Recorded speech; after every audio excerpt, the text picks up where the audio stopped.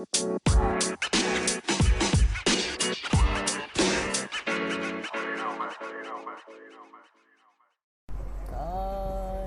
what's up? Welcome back to the pod. I'm about to see if I'm delivering anything today. I've already recorded the morning episode around 8 something. It's like a little after 12 right now. It's 12:06 p.m. So I'm barely leaving the house. Got no orders under my belt. The app for Uber Eats has been on for 10 minutes? 8 minutes? My goal is to turn it on before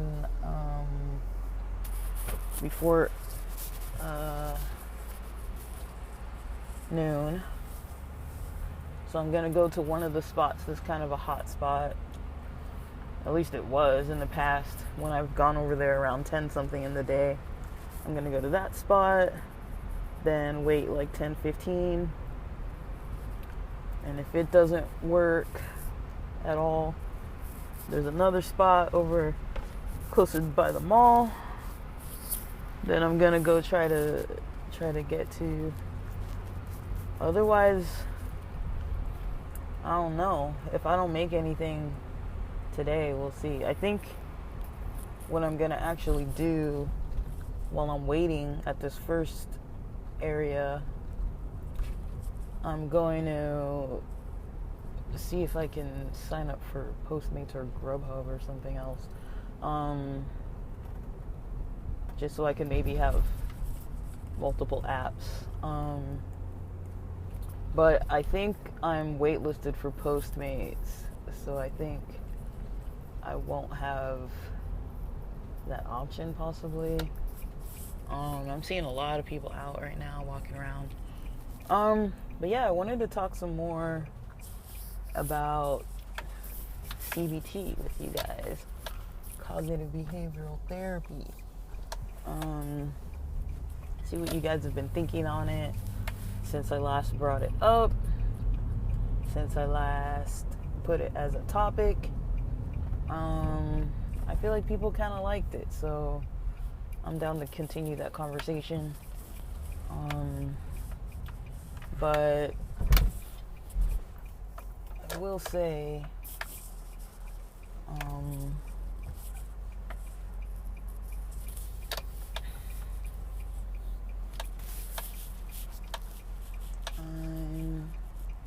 don't know if this spot's going to be a good one actually, because I don't see any shade. Well, there's a little shade, but not a lot of shade. I think people have caught on to my little plans of when I park in spaces that have some shade to them. I think a lot of people are starting to do this now.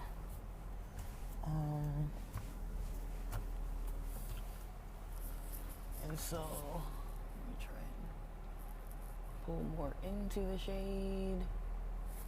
That's about as far into the shade as I can get. So, let's talk. Let's talk about that CBT life.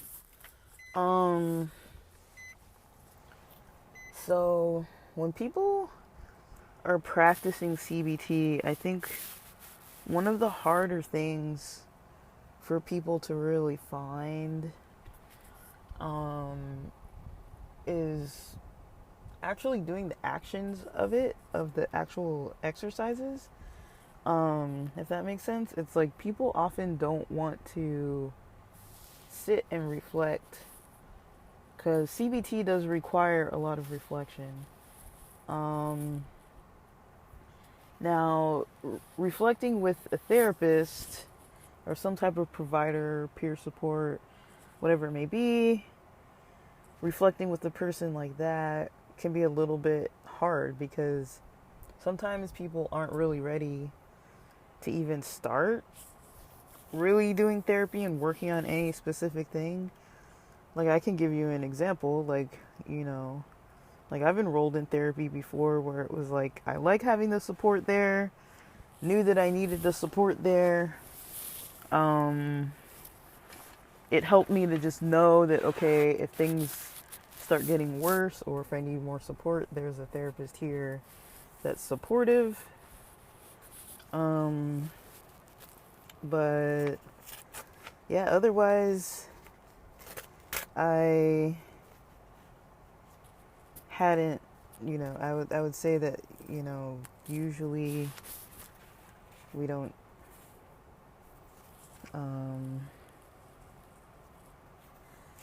usually we,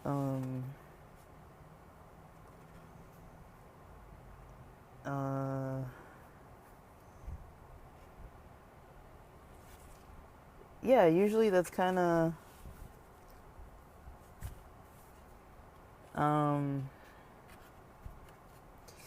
yeah, usually people don't talk about that specifically. Like, usually what happens is, you know, if you need a therapist, you'll register to get one, and then once you have one, it kind of might depend from there how things are gonna really go. So,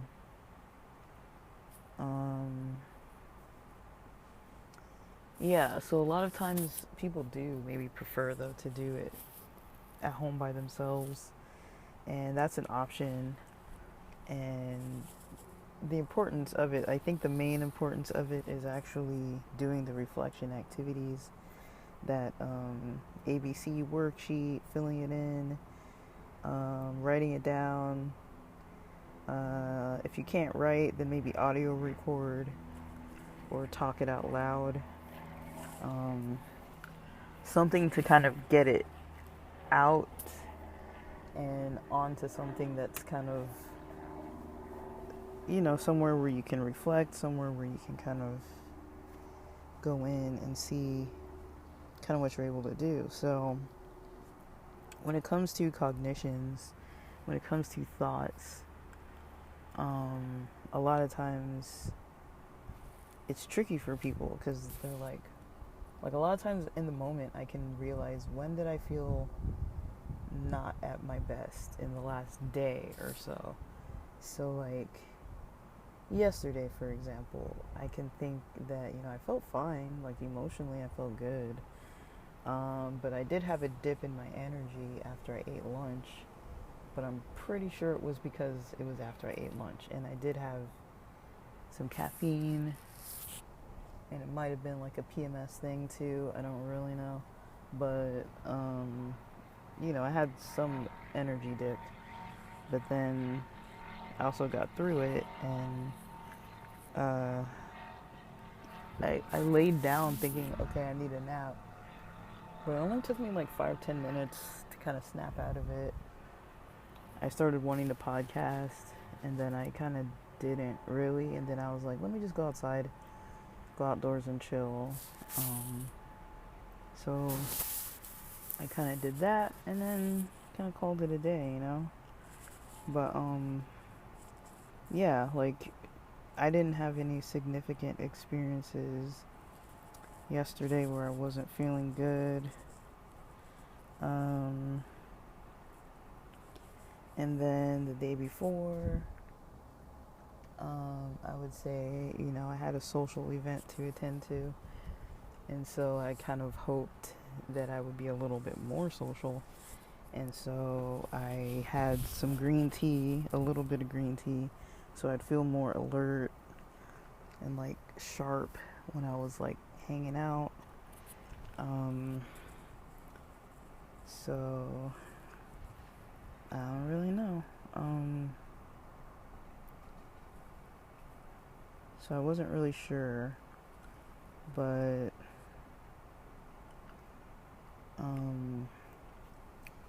that's kind of where my mind went. Mostly I was just like, okay, I haven't had any bad days or bad situations for quite a few days now, so I wasn't like too concerned. But yeah, so like I think, let me see, if I look at my notes of when was the last day that I had kind of a rough time at all. Thursday was the day that I was surprised by last week, because I was like, I had the go button on all day and it didn't really negatively impact me, which I was a little bit surprised by. But yeah, like I don't really know. Like I wasn't really able to figure that out as to like um why I hadn't really had more situations where I was feeling kind of lower. I definitely have changed some things about the way I eat. Not a whole lot, but changed a little bit. Like less carbs and like definitely keeping control over the caffeine. But yeah, I don't really know if there's anything specific that I've been doing other than getting a little bit of exercise. And I feel like the exercise that I'm getting isn't like significant, if that makes sense. Like it's not like that intensive really. So I really don't know. It's kind of weird. Yeah, I just wasn't too sure. And yeah, I like I don't know. I'm trying to give like examples, but I don't really have any specific ones. So let me see if I can find any more info in my notes. Like I don't think I have a lot going on in my notes. I've been taking a lot less notes about my days lately. But yeah, today's Monday, and since Thursday, I haven't really had any kind of rough patches, so that's a good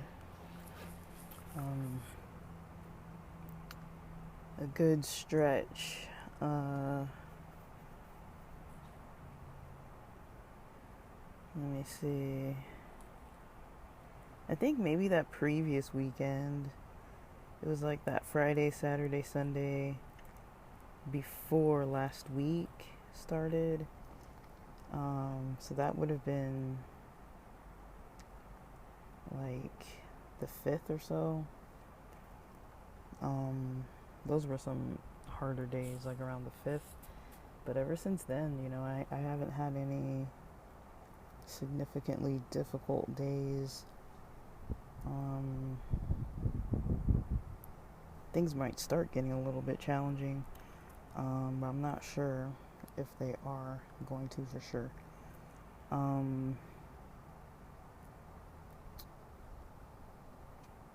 So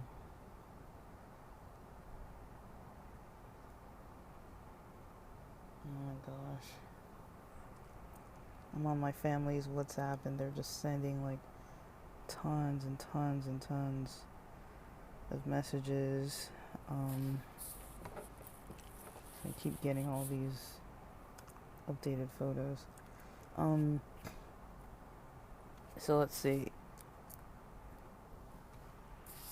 I think we've talked some about anxiety. I wouldn't say that anxiety is easier to deal with than depression, but I would say sometimes it can be. And so I would say depression can be easier to deal with at times because at least a lot of times there might not be that avoidance.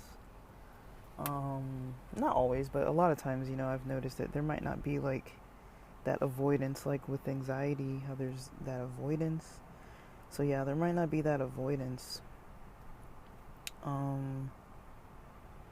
But when it comes to I don't know, some other things, there might be kind of a little bit more of like, I don't know if I'd go as far as to call it an avoidance. Like, it's more like, when with anxiety, it's more of, yeah, anxiety, the difficulty is more of the avoidance, but the ease might be that, if you're not too drained out yet. Seagulls are loud. If you're not too drained out, then you might have energy. With depression, I feel like the difficult part is you might not have energy to, like, perform these self-care tasks, but you might not have that avoidance and aversion towards doing the task unless you're fatigued from the depression. And so it does become a little bit, there is kind of this challenge to it all. But I don't really know, guys. Like, it's really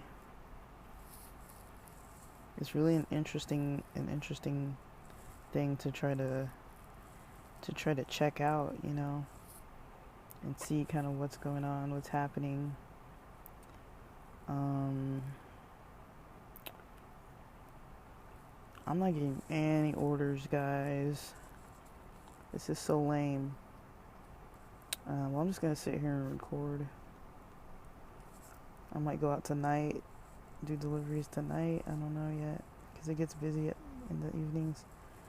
But I do need to figure something out. But yeah, I would say, yeah, it can get a little bit difficult, like a little bit more difficult with things, but it's not always,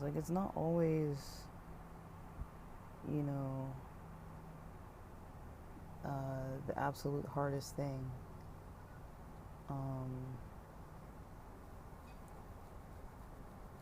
It's not really, I think it's kind of like going to the gym. Like, once you get the momentum going and it becomes part of a routine and you kind of see that movement, then you're more likely to continue doing the steps.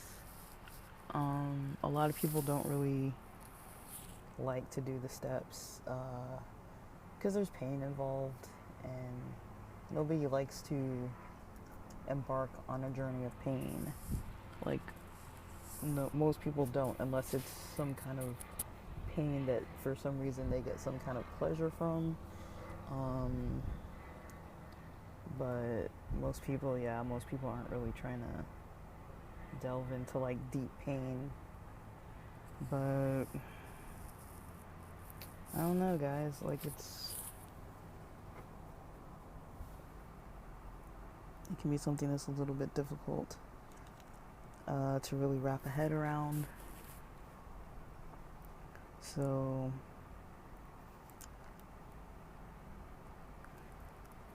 yeah, I don't really know what people think.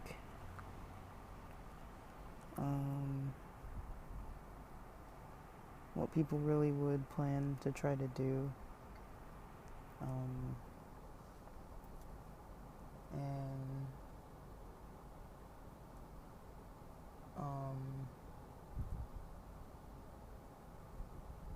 yeah, I'm just not too sure. Like,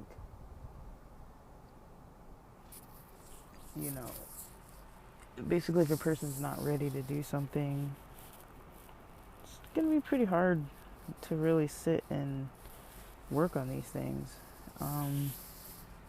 It's almost like, it's not the same thing because there's pain involved, but it's almost like when somebody's like, I want to learn a language, or I want to learn to play guitar. It's like, you have to sit and do it, Like, you're not going to just wake up and out of sheer willpower know how to have the skills. You have to practice it. The good thing about these types of skills is when you have the worksheets or, like, the content to follow up with, you usually can do it. Like, I think the only people that it might be a barrier for is, like, if you have some kind of cognitive or learning issue where you can't really understand the material, or where it can't be explained, or if there's, like, a language barrier where you can't find the material, or just a general lack of educational resources. Like, of course, not everybody goes to school and they teach you what CBT means. I even took a psych class, in high school as an elective. I think it was my junior or senior year, and I took that class, and I don't think we even learned what CBT was in that class. And I took classes in community college. It was mostly statistics and just theory. I also don't think we learned what CBT was in undergrad, up until maybe like upper division classes. Maybe we started learning what some of the theories were. And now, with psychology being so much more, I hate to use the word popular, that's not the right word, but psychology is a lot more, on people's radar. Like the field is, the treatment is. People are a lot more maybe aware that certain terms exist, because you will find people online. There's people like me, there's other people who, go to therapy and then they start talking about their journey and they discuss it more. So you'll find that. And that's something that's more common that you'll see coming up. But yeah, it's not like always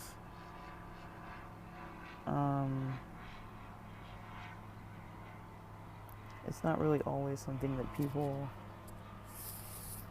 gravitate towards doing. It's not something that everybody likes. I would say CBT is one of the easier things to practice by yourself, that doesn't usually require a lot of help to go through it. Like, I think if you have like maybe like a 7th grade or so, like I'd say like a 6th to 8th grade level minimum, you could probably read through those worksheets and kind of figure it out. I think maybe if your reading is maybe less than that reading level, then it might be, you might need a little bit more help, just with a few like word definitions. But I don't know.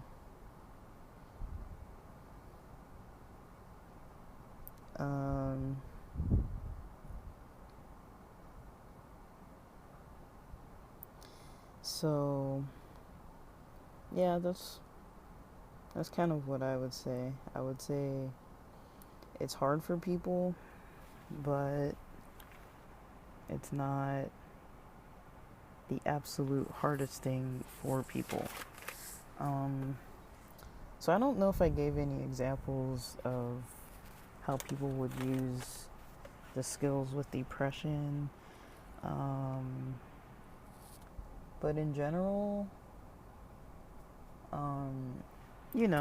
focusing on energy dips, times when your mood is low. I mean, it doesn't maybe have to meet criteria for like severe depression or some kind of a disorder. Like just even feeling sad, or I mean, grief can usually technically be in a different category, but sometimes it can be in the same category. But yeah, it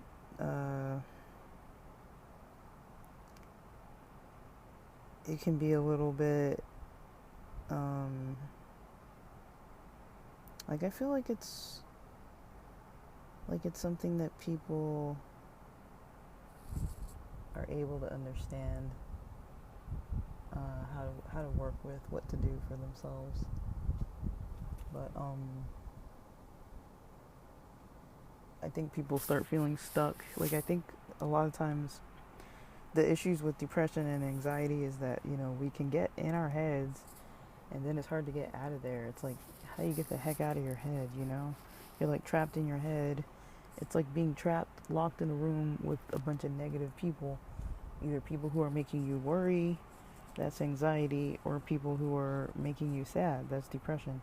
And it's like you're stuck in a room with them indefinitely. Nobody tells you how long you're going to be there, how long you have to stay. And these people are just sitting there talking about all this types of stuff that's just stressing you out. And so, like, all the type of stuff they're talking about that's stressing you out, that's either stuff that's going to make you worry or stuff that's making you sad, or maybe the worry leads to sadness, or maybe the sadness leads to worry.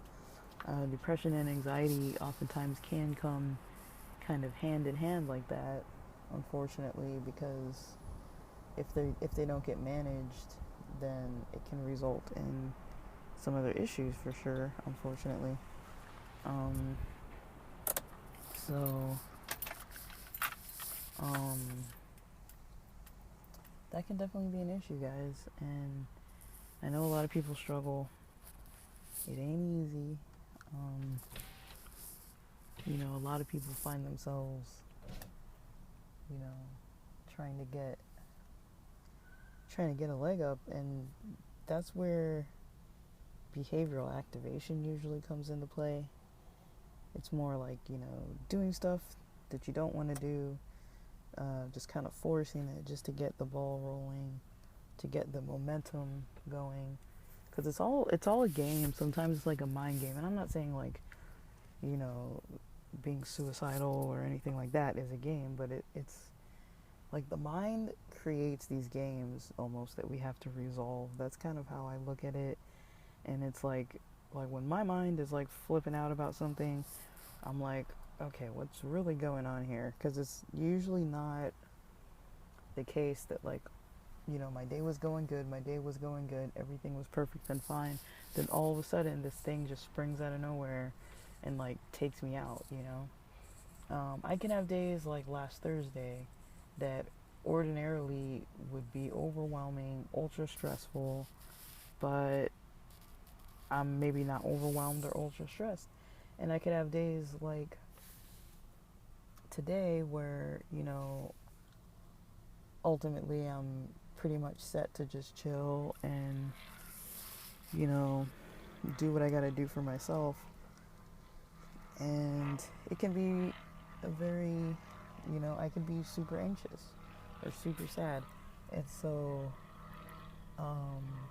I would say with sadness, with depression, sadness and depression aren't the same thing. Depression's deeper than sadness. It's longer lasting. It's been going on for a while. Sadness can come and go, like depression is more of like a state. Like if it's been like 2 weeks and you've still been feeling like even off and on kind of like really low, and you've got all these other things going on, the fatigue, the issues with memory, the issues with speed, the issues with kind of like finishing things, starting things, motivation, versus if you're sad, it's like, okay, maybe my mood is low and I don't really want to do much because my mood is low, but you can still function. But so with depression, if someone's trying to figure out an activating event, I feel like it can be hard because the brain can be foggy and slow and not really like very sharp and active. And so it can be hard on the memory. You might notice, okay, today I'm sad, yesterday I was sad, the day before that I wasn't. I notice it's hard for people to identify their sadness. It's hard for people to look and say, okay, this is where I noticed my mood was dipping and I started feeling sad and low. This is where I noticed that, I didn't feel okay. This is where I noticed that, I wanted to shoot, that person's coming out of that car. There's a person who like crashes in this car over here, and she's just now coming out. Um, I don't understand. But anyways, yeah. Um, I've noticed that it's like, um, it's just hard for people. You know, it's hard for people um, to go and get out and, you know, try and um, you know, take the steps that they need when they're depressed. But I think it can be hard to find an activating event. Usually it's not like what I've often noticed is that it's not usually just like one thing. Like it's not commonly like one thing happens.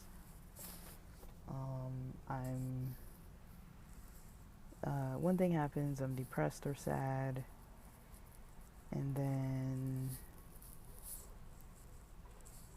um, that's how I got that way. Because it can be tricky. Like sometimes I would say, you know, something common that I see as well is that like people will be fine, but then like maybe there's a specific person that kind of gets to them, um, and it's triggering. And so when those types of circumstances arise, when it's like a triggering experience, um, that means that there may be um, like certain trauma triggers to a person's depression. So if something happens, like an event, like say there's like a wedding or some kind of anniversary dinner or something, and there's someone there that a person doesn't want to see, um, that can be in itself a triggering experience if they have to interact with that person, and then that person goes and does or says something that's triggering, and then that leads the person who's feeling triggered to possibly go into a depressed mood, a depressed state for like some days, and then not like they can still feel all those symptoms of like depression, but it might have been triggered by something more related to trauma. That can happen with anxiety too. You know, if someone has like a panic attack or has like, um, you know, anxiety that's so high that they have to avoid something that they wanted to do or miss out on something that they paid for,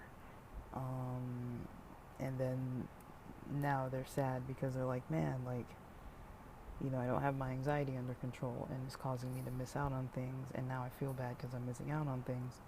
It's like that can be a setback as well. And so, you know, people can have these types of unfortunate situations where there's these setbacks and these experiences that are negative and unhelpful and uncomfortable, and a person might be unhappy, and there's all these things going on that are like that, and that can be hard. That can be really hard for a person to deal with. So depression is not always in isolation. The reason why I'm mentioning all that is because that's what makes it, I think, harder for people to be able to identify that activating event. Because it could be something like, oh, you know,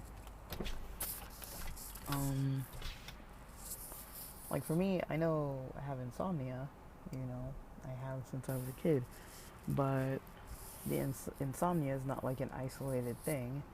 I know where it comes from, but then that can also lead to a depressive state if I'm like not sleeping well for quite a few days, and then not exercising because I didn't sleep good. So now I'm tired and groggy, and then have to make this decision between, okay, do I have some C4 to get my energy pumped up, and then once I have the C4, am I gonna have my energy in a good state where I can like function, or what am I actually gonna do, you know? And so I've noticed that can be like a thing, you know? So it can be hard to really know, you know? So that could be like an activating event.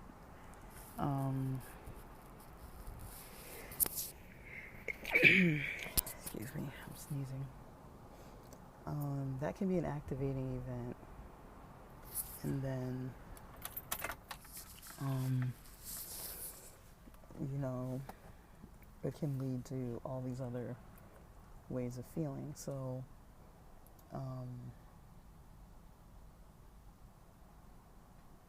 when you have beliefs about the event, and about how or why you're feeling the way that you do, if you have beliefs about it, you might end up maybe like being more down on yourself. But it is good to know your beliefs behind why you're feeling how you're feeling, and core beliefs underlying. That's harder to get to, but it's not impossible.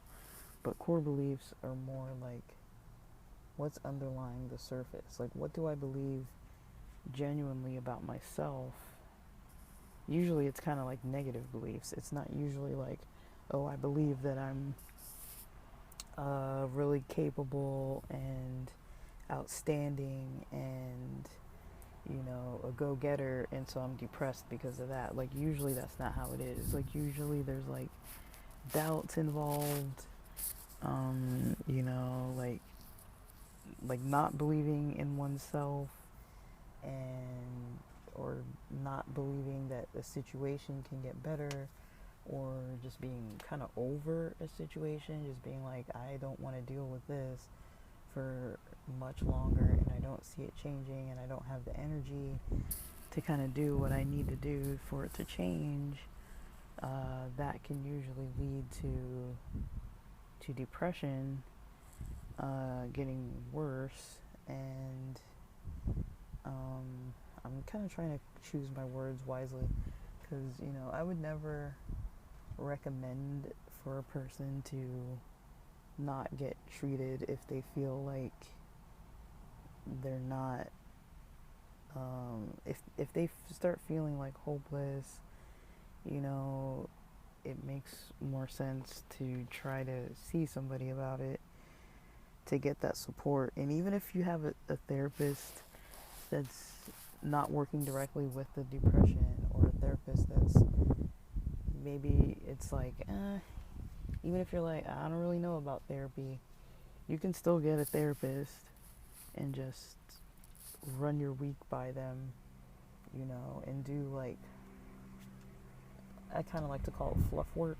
It's like you're not really doing anything, but it's kind of like, it's better than nothing, you know what I mean? It's like, at least you have somebody in your court that's there if you need them, when you need them, versus, I think that's better than waiting until you need somebody and then trying to reach out then, because a lot of times, unless you're in a very severe state, unfortunately they're not gonna usually schedule you like same day or next day. Like, usually there's a longer waiting period. I think some of the first therapists I ever tried to call were through work, my work EAP program, and I remember the wait times were so long, and everything was like, you know, back, you know, they had like a list of, like a wait list, and I was just like, you know, by the time the wait list was getting finished, you know, I was like, I don't really need the help anymore because it was like 2 months later, so it was kind of like, you know, I definitely had experiences where I didn't really finish doing what I was trying to start doing with getting help from people because it was going to take too dang long. And I wasn't trying to have that long period of waiting time. And another experience that I've had is when I was like, okay, I know things are getting worse and it's like getting in the way of my goals, so let me reach out. And then like all that like back and forth just to get on the phone with someone who declines you, that's stressful too, to be like, man, I worked hard to try to make these calls and you're explaining on these screenings on the phone like, hey, I don't feel well, hey, I feel this way or that way, and like I'm not getting my work done and reaching my goals, and I'm not eating healthy, and I'm not spending my money properly or whatever it may be. And then having somebody just be like, oh, sorry, we can't take you. For a lot of people, that's like, that rejection is not helpful at a time when they are in need.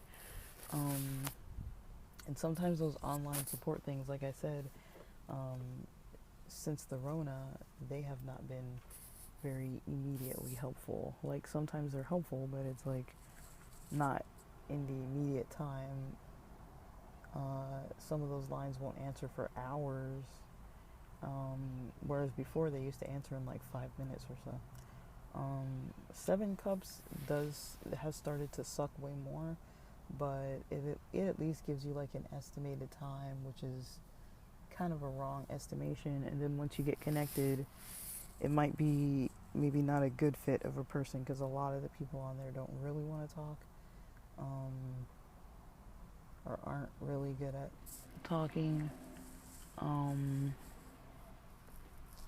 listening about things. They're on there, they've got other motives, I think, sometimes, unfortunately. I've talked about that before. I'm not trying to be prejudiced, but I really have noticed that, I try to stick to the Canadians, the people from the US, and the people from the UK. I did have someone from an African country that was really helpful. But yeah, most of the time when I see flags from like Pakistan or India, those are the ones that I'm usually like, the majority of the time I have not felt helped by most of the people. But then there are also Americans that I didn't find helpful too. There were a lot of, it doesn't matter the country specifically, but I've noticed a trend because I go on there a lot. There's a lot of sites that I like to use just for like journaling type of purposes. So yeah, I mean, so back with the depression, looking at what consequences would look like. So what is the result of this activating event and the beliefs behind it? Did it lead you to have certain thoughts, certain behaviors, actions that you did, or didn't do? Like, did you overeat because it was satisfying? Did you undereat because you're too exhausted and fatigued and low energy to cook a proper meal? Did you overspend because you're too exhausted to cook and you want something proper to eat, but now you gotta spend $30 on an Uber Eats or Instacart delivery, that's overpriced? What's the deal? What are you gonna do? So, like, what have you got going on? So, that's kind of how I'd say to kind of look at it. And just kind of seeing what you can break down. I mean, depression can be scary, and I would say,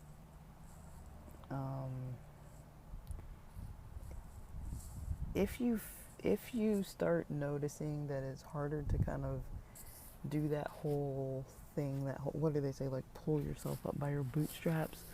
If you start noticing, for yourself, like what does that look like for it to be not good? Like I notice for myself, if I can't go to the gym after 3 consecutive days, something's probably up with me. Because I rarely have 3 days where I don't have energy. Like 3 consecutive days of such low energy, just naturally low energy that I don't want to work out. And even if my energy is low, I usually value exercise just because um, of the pleasant experiences that I have after doing it. So I might dislike getting going and getting prepared to go like drive over to the gym, and like part of my mind is usually like, well, you can just work out at home, it's free. You can do sit-ups and push-ups in your room, squats, lunges, whatever. Like, you don't really yoga, you don't really need equipment to do any of that kind of stuff, and you can do it at home, and it still, counts as a workout. And you don't have to go anywhere, you don't have to talk to anybody, you can sit in your room, do it by yourself, and stay as isolated as you want to stay and still do it. So when I find that I can't even work out at home for 3 days, then I start to question,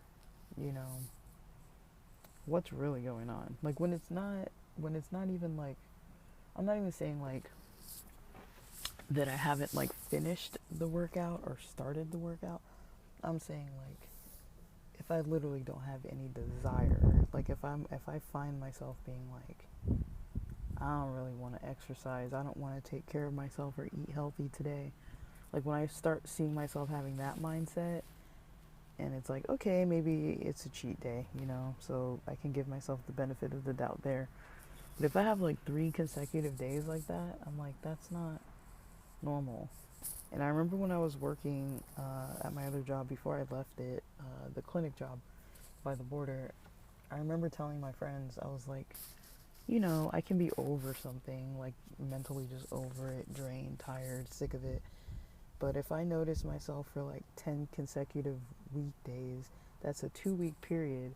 If I'm waking up and going to work and barely able to get out of bed and go do it, I'm like, 2 weeks is a long time.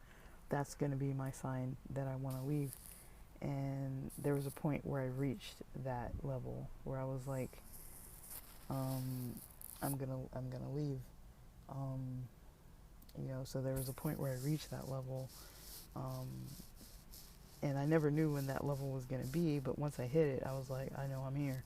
And I think sometimes it just takes something like that, just kind of knowing yourself well enough to understand what's going on. Because if you have something like a 3-day period or a 5-day period or 7-day period or whatever it is, where you can trace and be like, oh, like I've had like so many consecutive bad days, or like out of 9 days I had like 5 really bad days, or out of 9 days I had like 7 really bad days, and reevaluating and being like, okay, is that within my norm or is that way off for me? And trying to catch it early and be like, okay, that identifies that I need some help, or that identifies that I need to start practicing some skills or using some behavioral activation. What is going on?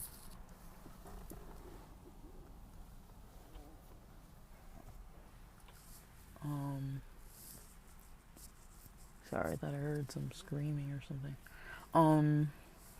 But yeah, if you kind of start noticing stuff like that, because I think with depression, the issue is a lot of us, we have moods that kind of fluctuate. I'm like that. Like, I'll wake up. Today I woke up, it's Monday, it felt good.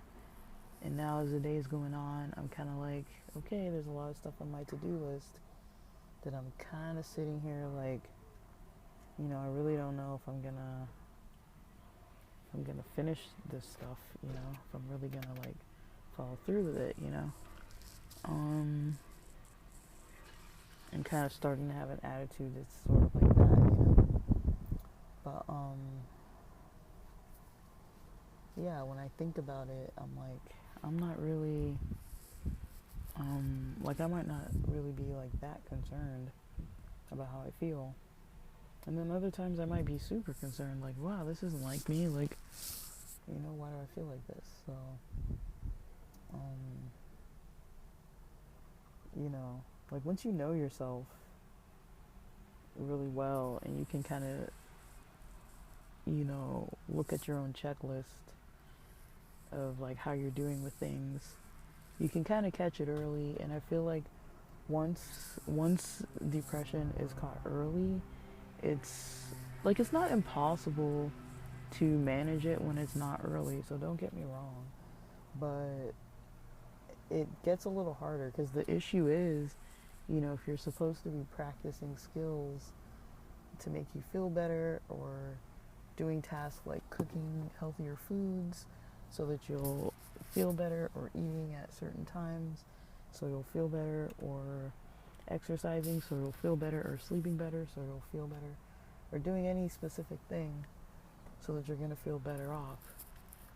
If you find yourself not doing those things, then the question is usually, why am I not doing them? And, you know, even if you're not depressed, if you just stop stop practicing any kind of self-care activities, if you just don't do them anymore, um, then if somebody, can't tell these people are parking. If somebody's like that and they're like, say if you never exercise, you never eat healthy, you never get sunshine, you never socialize and interact and have fun, you never get your money situated, you're probably honestly just gonna naturally feel some sort of depression. That's just kind of how it is. You're probably just gonna naturally feel unwell, because our minds and bodies need us to be doing those things. They need us to be, keeping in line. Because if we can't keep all that stuff in mind, the mind gets sick, basically. It gets ill. And it's like, just like if you feed yourself a bunch of candy and cookies and cake for every single meal, eventually you're not going to feel that good. If you don't, like, if there's certain stuff, if you don't do, you're just not going to feel good. Or you're going to have to try to supplement that bad feeling and find something else to do that makes you feel better, which is a lot of times why people can turn to substances, because it's like, well, if I can't get all this other stuff in line, and I don't have a prescribed medication, and I don't have a therapist, and I don't have a social support, and I'm not bolstering up kind of, different parts of my lifestyle with like things that are going to kind of feed the needs that I have, then I'm going to try to get those needs met in other ways. And I feel like it's a fine line to walk. I mean, people can microdose, people can do like small amounts of things, but sometimes people just want to like zone out and get a little bit plastered off something, and that's their own choice. But I would say, for the people that do, I mean, I'm not like, I can't give medical advice, but I would say for people who are interested in like microdose types of things that they do by themselves, and this is not medical advice because I'm not legally allowed to give that, but if you're familiar with something that you're comfortable with, I'll talk to my own experience because I'm familiar with psilocybin and with cannabis, and I would say if I microdose one of those, it often resets a little bit of how I think. So let me give you an example. If I microdose psilocybin, it makes me want to eat vegetables. Like, I don't care to eat meat. I want to eat fruits and vegetables. That's all I want to eat. That's all I care about. I love it. My body loves it. It's delicious and it's delightful and I love it. If I want some other type of, I guess, meal. I mean, if I want, not meal, but if I want you know, to kind of delve into something where I notice, I've got like this cognitive block around it. I find cannabis helpful for diving deeper into issues. It's helpful for journaling and things like that. And then taking those experiences and, making them more, it makes things a little more helpful for me, in all honesty. Um,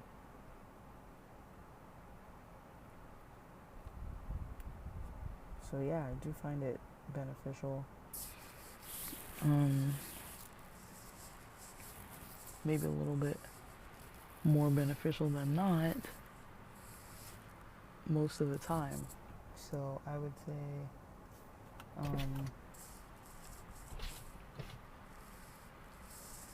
say, yeah, I do find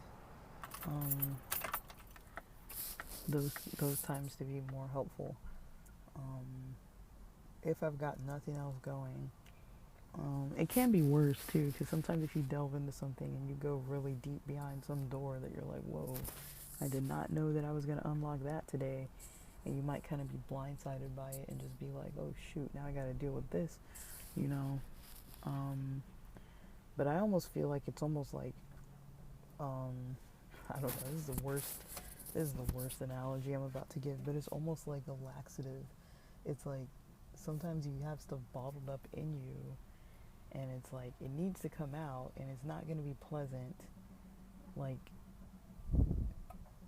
taking like massive dumps isn't necessarily like a pleasant thing, and especially if you can't really time it the way that you want, it's not like a pleasant thing. But once you do it, you feel a little bit better. So that's kind of like how I feel about certain things. It's like I'd rather dive into them and go deep on some level into something and just get it out of me rather than do nothing, and sit in the same mindset, recycling the same unhelpful thoughts and beliefs about things and unhelpful patterns that follow, versus doing something to kind of break that cycle. And so, I don't want people to think that I'm like, oh yeah, take drugs, you'll be fine. It's the best idea.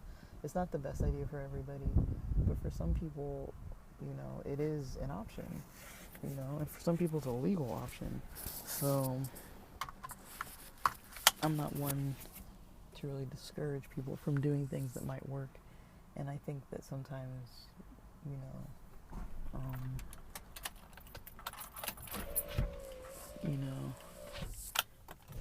sometimes there might be those alternative methods that get,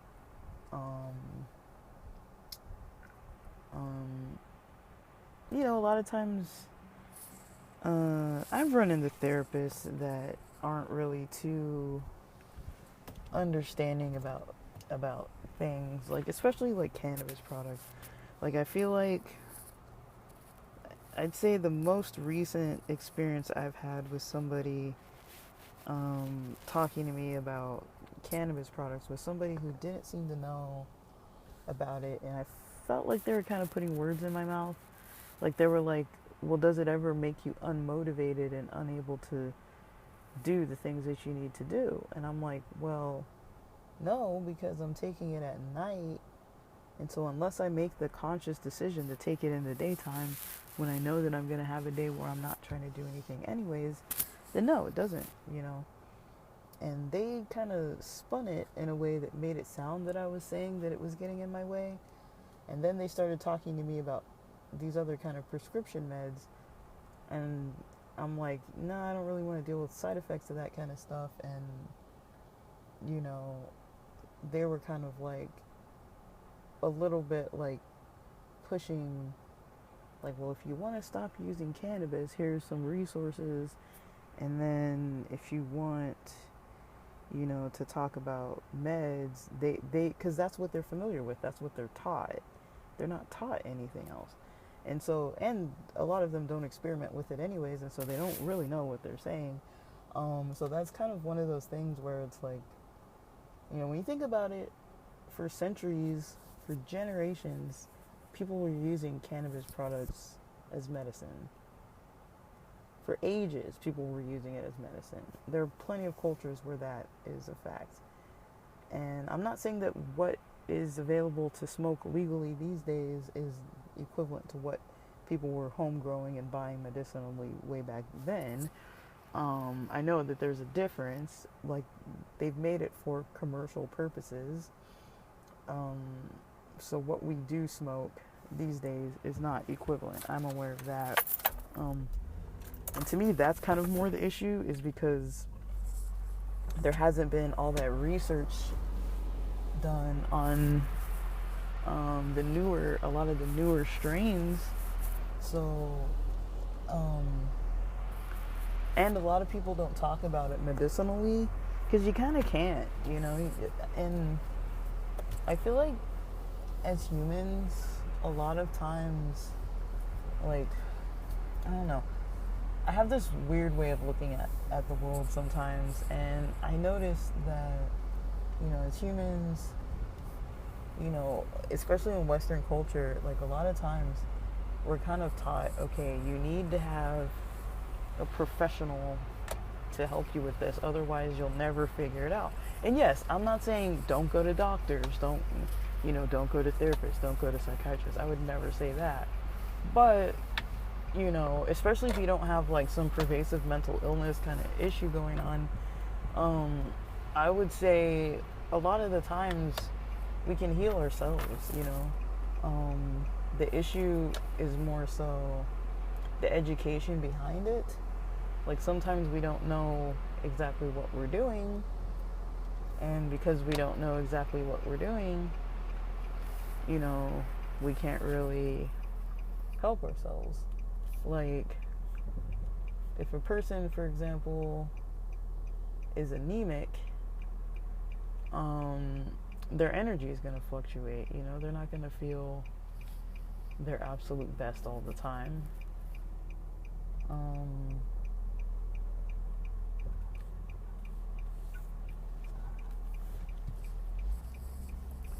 So if there's a person that's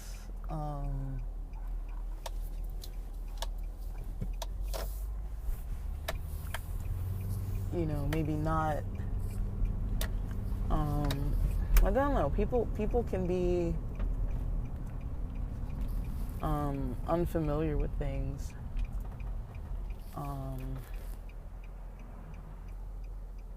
and maybe not quite ready to I don't know how to explain it. Like, I just think that I wish that people in legal states would be trained.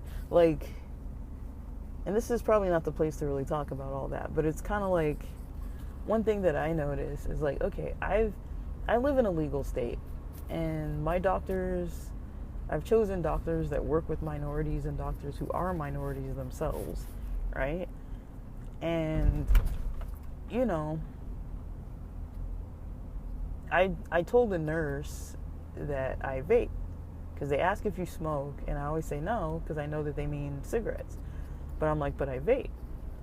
And then I told them it's cannabis, and, they weren't really aware of how much or what. Like, they don't ask you anything, they ask you how many times a day, or a week or something. And it's like, they need to know more questions. Like, they need to know how much you're vaping, how strong is what you're vaping, like, what strain is it, like, in general, is it like an indica or a sativa? Is it a hybrid? Is it CBD only? Like, is it natural? Do you know what the brand is? All these things matter, but to them, I don't think it matters, because they don't know what to ask, because they don't know anything about it.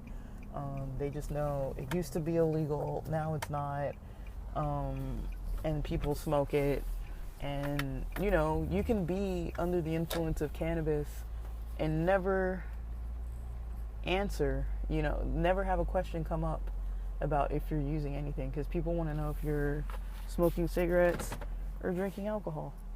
And you can be eating marijuana edibles and having chocolate psilocybin squares every day and high off your ass, and nobody would really, there's usually not a lot of screening questions about that. Like, usually they want to know about alcohol and cigarettes, and so it's kind of like antiquated. And also the reasons why people use those things, usually doctors don't seem to really understand.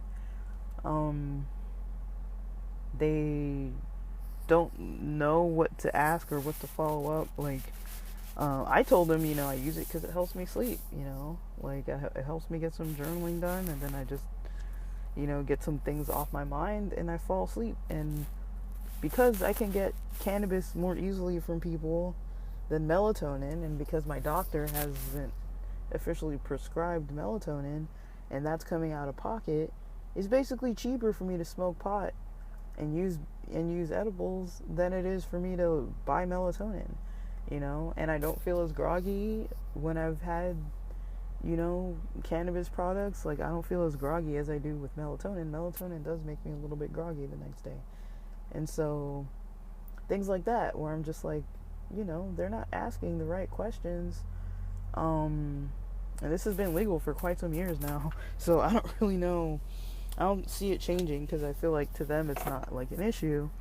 And then on the other end, on the mental health end, outside of physical health, the mental health doctor end, sometimes when they don't really know anything, they usually try to push people into other stuff.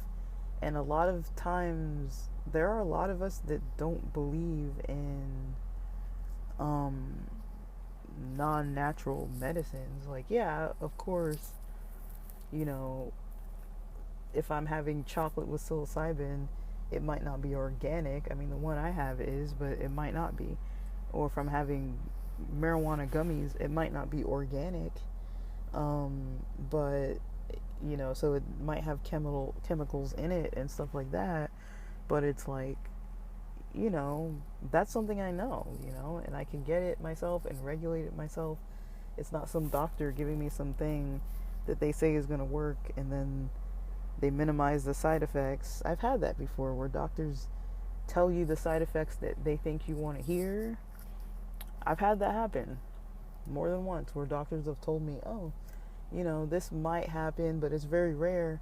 And then next thing you know, it's like, man, I'm being taken out by this medicine every other day or whatever. It's like, I can't have that. They didn't tell me that was going to happen. And it's too impacting to, like, continue to do it. Because, like, who's gonna keep on doing things that are gonna make you feel bad, Cannabis doesn't make me feel bad, Psilocybin can make me feel bad, but I know how to take it so it won't. And so, I feel like, to me, that's a better trade-off. I'd rather have the stuff that I know that I can get, that I have, that's easy and it's relatively free for me, and or cheap for me, and I know it, and I've experimented with it enough to kind of know what I'm doing with it.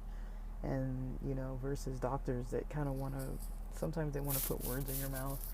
And sometimes I'm like, well, I'm a pretty intelligent person, like, I think if I was taking something that was affecting me so much that I couldn't get anything done, I think that would be apparent by now. But I haven't come across anything where it's like I'm not able to do as much as I maybe once was. Not related to this, but I don't know, guys. Like I can't tell people to go using stuff, and doctors are gonna say what they're gonna say, because it is a controversial issue.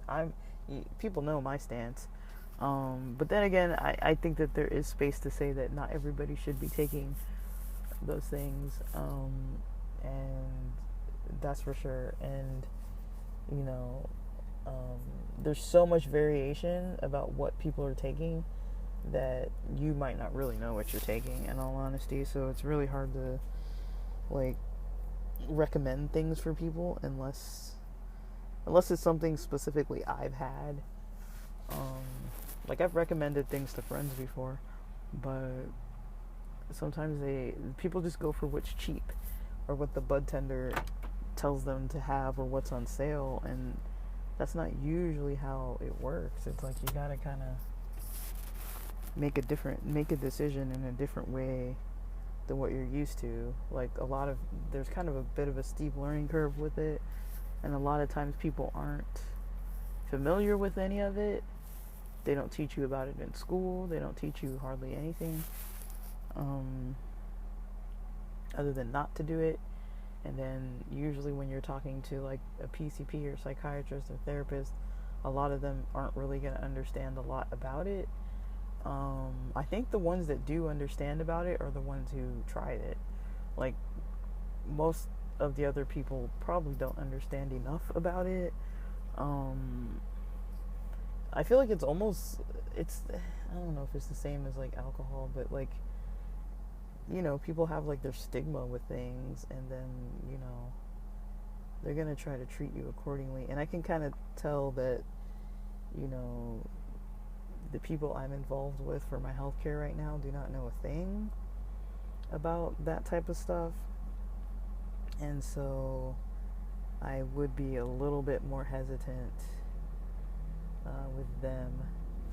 But I don't know. Like I